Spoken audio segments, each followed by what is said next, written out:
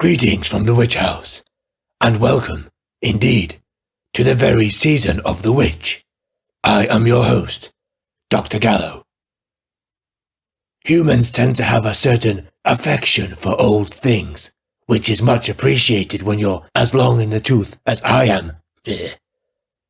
Therefore, to mark the start of this most wonderful time of year, may I present a new reading of a classic and very British tale of terror, as published originally in 1962 in the third Pan Book of Horror Stories.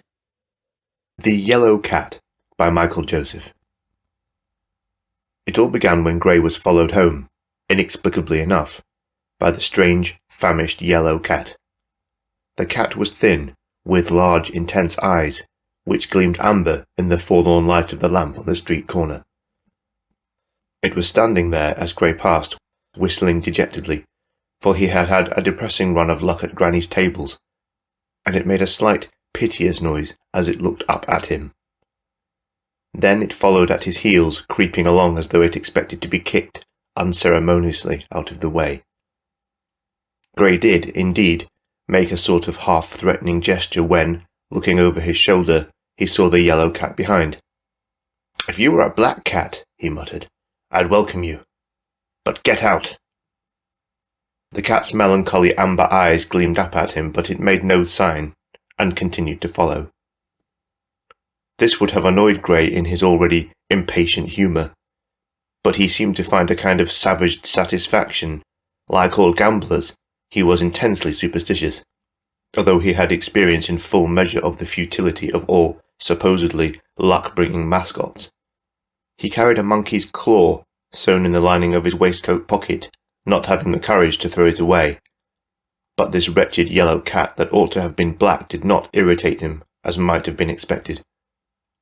He laughed softly, the restrained, unpleasant laugh of a man fighting against misfortune. "Come on then, you yellow devil. We'll sup together." He took his gloveless hand from his coat pocket and beckoned to the animal at his heels, but it took as little notice of his gesture of invitation as it had of his menacing foot a moment before. It just slid along the greasy pavement, covering the ground noiselessly, not deviating in the slightest from the invisible path it followed without hesitation. It was a bitterly cold, misty night, raw and damp.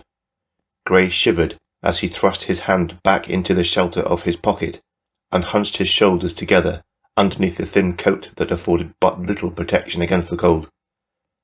With a shudder of relief, he turned into the shelter of the courtyard which lay between the icy street and the flight of stairs which led him to his room. As he stumbled numbly over the rough cobblestones of the yard, he suddenly noticed that the yellow cat had disappeared.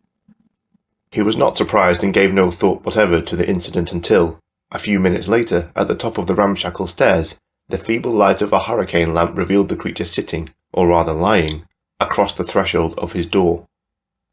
He took an uncertain step backward. He said to himself, "That's odd." The cat looked up impassively, with brooding, sullen eyes. He opened the door, stretching over the animal to turn the handle. Silently, the yellow cat rose and entered the shadowy room. There was something uncanny, almost sinister, in its smooth, noiseless movements. With fingers that shook slightly, Gray fumbled for matches, struck a light, and, closing the door behind him, lit the solitary candle. He lived in this one room, over a mews which had become almost fashionable since various poverty-stricken people, whose names still carried some weight with the bourgeois tradesmen of this Mayfair backwater, had triumphantly installed themselves, and Gray turned it skilfully to account when he spoke with casual indifference of the flat he occupied next to Lady Susan Tyrrell's. Gray, although he would never have admitted it, was a card-sharper and professional gambler. But even a card-sharper needs a little ordinary luck. Night after night he watched money pass into the hands of ignorant, reckless youngsters and foolish old women who, having money to burn, ought by all the rules of the game to have lost. Yet when playing with him, they won. He had turned to roulette, but even with a surreptitious percentage interest in the bank, he had lost. His credit was exhausted. He was cold, hungry and desperate. Presently his clothes, the last possession, would betray him, and no longer would he be able to borrow the casual trifle that started him nightly in his desperate bout with fortune. His room contained a wooden bed and a chair. A rickety table separated them. The chair served Gray as a wardrobe. On the table stood a candle, with a few used matches which he used to light the cheap cigarettes he smoked in bed. The grease had a habit of adhering to the tobacco when the candle was used. The walls were bare, save for a cupboard, a pinned-up Sporting Life racing calendar, and 2 cheap reproductions of Kirchner's midinettes. There was no carpet on the floor. A piece of linoleum stretched from the empty grate to the side of the bed. At first Gray could not see the cat, but the candle, gathering strength, outlined its shadow grotesquely against the wall. It was crouched on the end of the bed. He lighted one of the used matches and lit the small gas ring, which was the room's sole luxury. Gas was included in the few shillings he paid weekly for rent. Consequently, Gray used it for warmth. He seldom used it to cook anything, as neither whiskey, which he got by arrangement with one of Granny's waiters, bread, nor cheese, which formed his usual diet, require much cooking. The cat moved and, jumping noiselessly onto the floor, cautiously approached the gas ring, by the side of which it stretched its lean yellowish body. Very softly, but plaintively, it began to mew. Gray cursed it. Then he turned to the cupboard and took out a cracked jug. He moved the bread on his own plate and poured out the little milk it contained. The cat drank, not greedily but with the fierce rapidity which betokens hunger and thirst. Gray watched it idly as he poured whiskey into a cup. He then began to undress, carefully. The cat looked up. Gray, taking off his shirt, beneath which, having no vest, he wore another woolen shirt, became uncomfortably aware of its staring yellow eyes. Seized with a crazy impulse, he poured the whiskey from his cup into the remainder of the milk in the plate. "Share and share alike," he cried. Then the yellow cat snarled at him, the vilest, loathsome sound, and Gray for a moment was afraid. Then he laughed, as if at himself for allowing control to slip, and finished undressing, folding the garments carefully, and hanging them on the chair. The cat went back to its place at the foot of the bed, its eyes gleaming warily in Gray's direction. He restrained his impulse to throw it out of the room and clambered between the rough blankets without molesting it.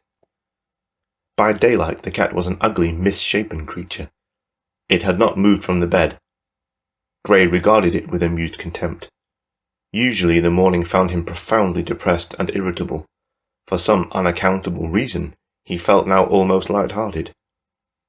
He dressed, counted his money, and decided to permit himself the luxury of some meagre shopping in the adjacent Warwick market, which supplied the most expensive restaurant proprietors with the cheapest food. Nevertheless, it was an accommodating spot for knowledgeable individuals like Gray. The cat, still crouching on the bed, made no attempt to follow him, and he closed the door as softly as its erratic hinges would allow, aware that the cat's eyes still gazed steadily in his direction. In the market he obeyed an impulse to buy food for the cat, and at the cost of a few pence added a portion of raw fish to his purchases. On the way home he cursed himself for a fool, and would have thrown the fish away when he was hailed by a voice he had almost forgotten. "Gray, just the man I want to see." Gray greeted him with a fair show of amiability, although, if appearance were any indication, the other was even less prosperous than himself. Despite his shabby appearance, he turned to Gray and said, "You'll have a drink?" Then, noting Gray's dubious glance, he laughed and added, "It's on me, all right. I've just touched lucky." A little later Gray emerged from the public house on the corner, the richer by £5, which the other had insisted on lending him in return for past favours. What exactly the past favours had been, Gray was too dazed to inquire. As far as he could recollect, he had always treated the man with scant courtesy. He did not even remember his name. He was still trying to remember who the man was when he climbed the stairs. He knew him well enough, for Gray was the type who never forgets a face. It was when his eyes alighted on the yellow cat that he suddenly remembered. The man was Felix Mortimer, and Felix Mortimer had shot himself dead during the summer. At first, Gray tried to reassure himself that he had made a mistake. Against his better judgment, he tried to convince himself that the man merely bore a strong resemblance to Felix Mortimer. But at the back of his mind, he knew. Anyway, the £5 note was real enough. He methodically placed the fish in a saucepan and lit the gas ring. Presently the cat was eating in that curious, deliberate way it had drunk the milk the night before. Its emaciated appearance plainly revealed that it was starving, yet it devoured the fish methodically, as though now assured of a regular supply. Gray, turning the £5 note in his hand, wondered whether the cat had after all changed his luck, but his thoughts kept reverting to Felix Mortimer. The next few days left him in no doubt. At Granny's that night, Fortune's pendulum swung back unmistakably. He won steadily. "Your luck's changed, with a vengeance," said one of the regulars. "With a vengeance," echoed Gray, and paused, wondering with the superstition of the born gambler if there were significance in the phrase. He left Granny's the richer by £200-odd. His success was the prelude to the biggest slice of luck, to use his own phrase, that he had ever known. He gambled scientifically, not losing his head, methodically banking a proportion of his gains each morning, planning, scheming, striving to reach that high water mark at which, so he told himself with the gambler's time-worn futility, he would stop, and never gamble again.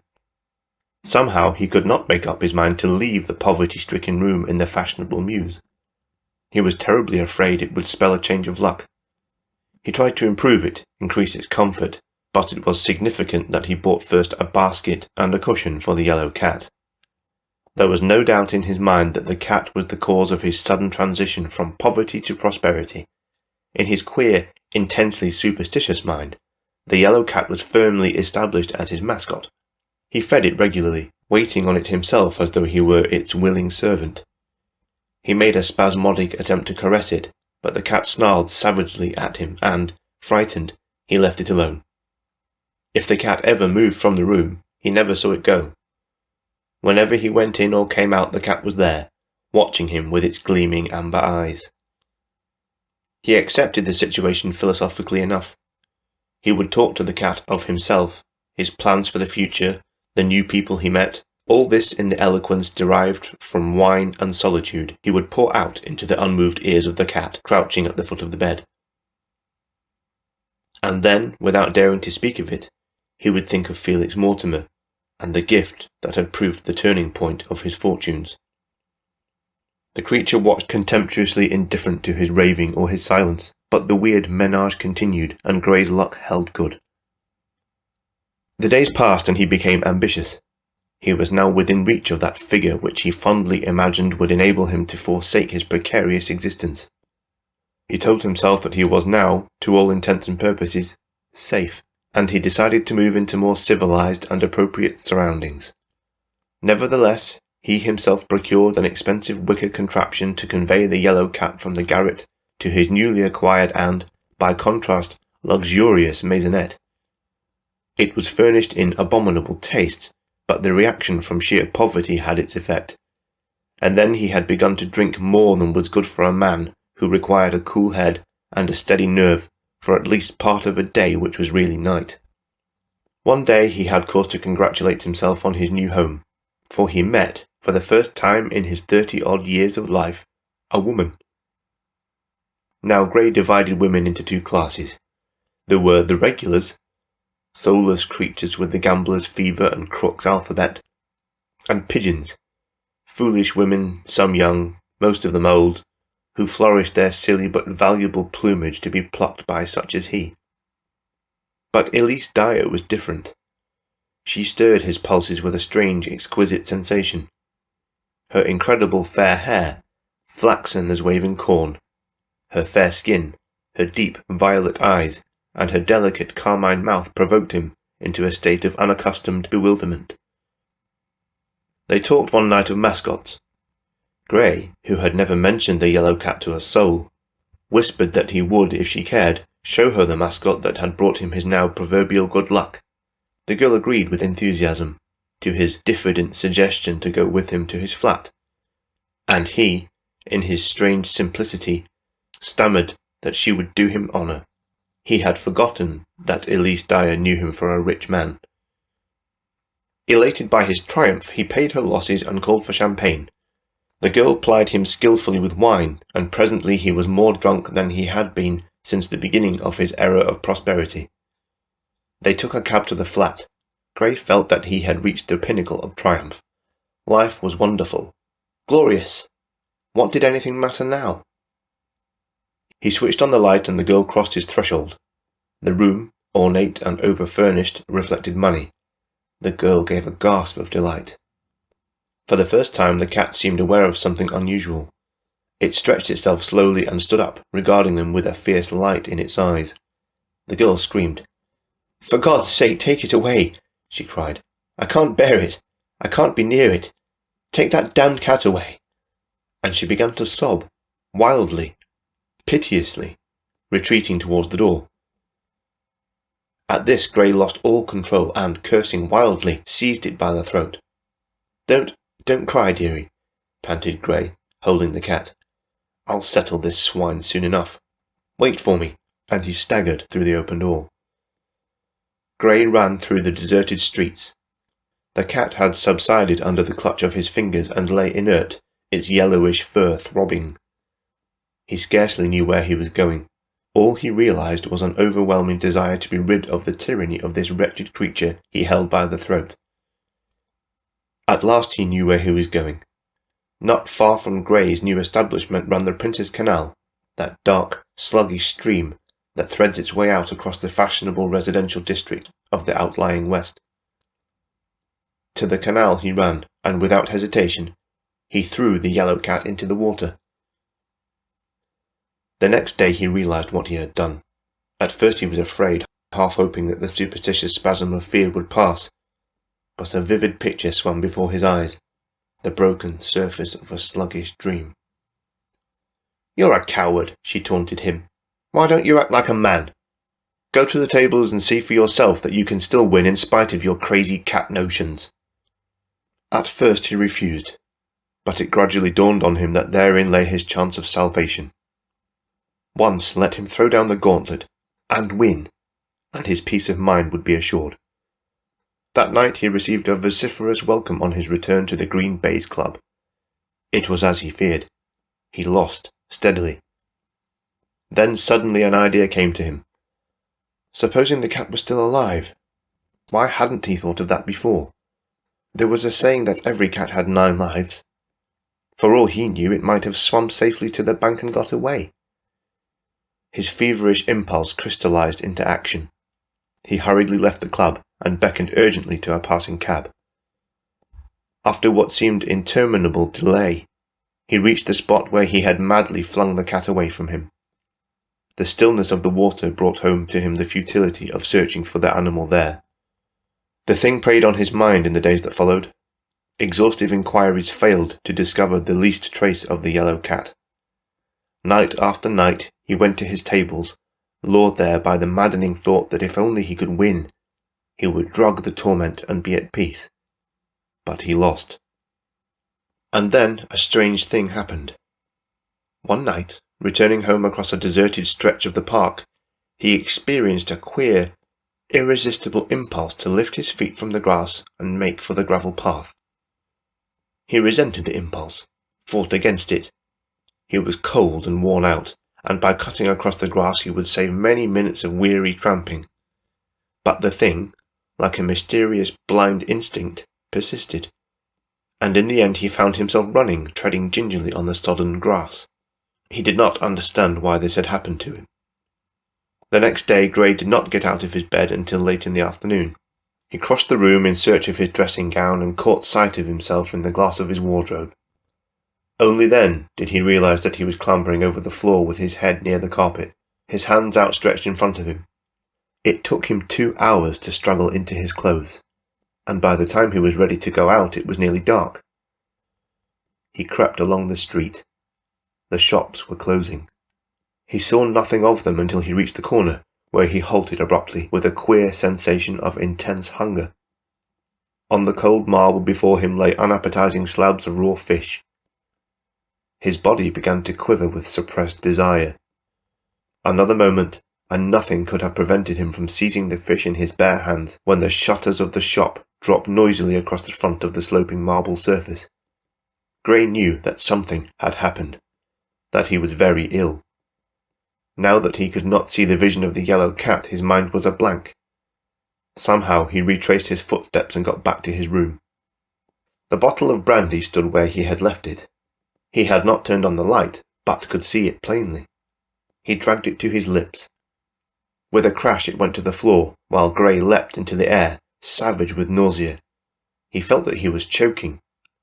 With an effort he pulled himself together, to find that it was beyond his power to stop the ghastly whining sound that issued from his lips.